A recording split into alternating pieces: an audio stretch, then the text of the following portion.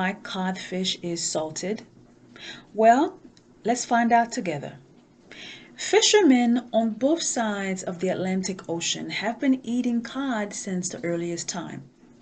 Now, when we are talking about salted codfish, we're talking about the method used to keep the codfish good for a long time and also to give it the special flavor for which it's known.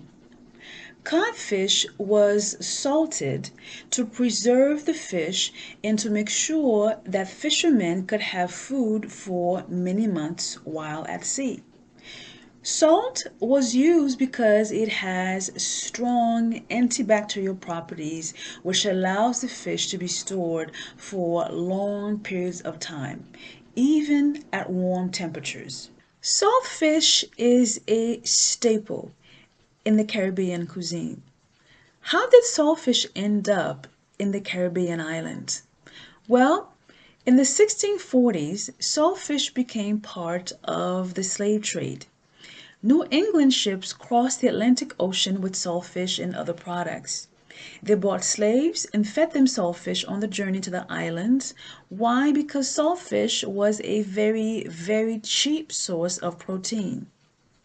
Now, what you're looking at is a map of the Caribbean islands.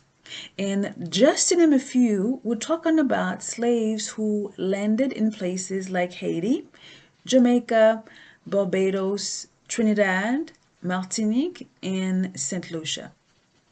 Now, after slavery was abolished, saltfish became the cheapest available protein for ex-slaves with no money.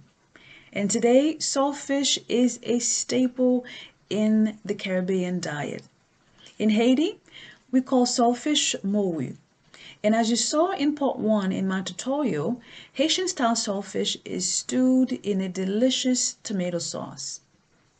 300 miles from us in Haiti is Jamaica, and their national dish is ackee and saltfish.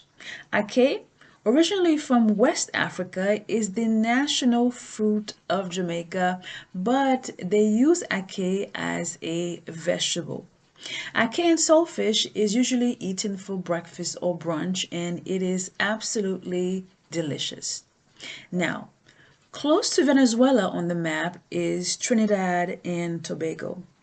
They have a very popular finger food called saltfish accra, which is a delicious combination of salted cod mixed in a batter with fresh herbs and fried until golden brown. Now, when it comes to saltfish in general, it is served with staples like yams and plantains.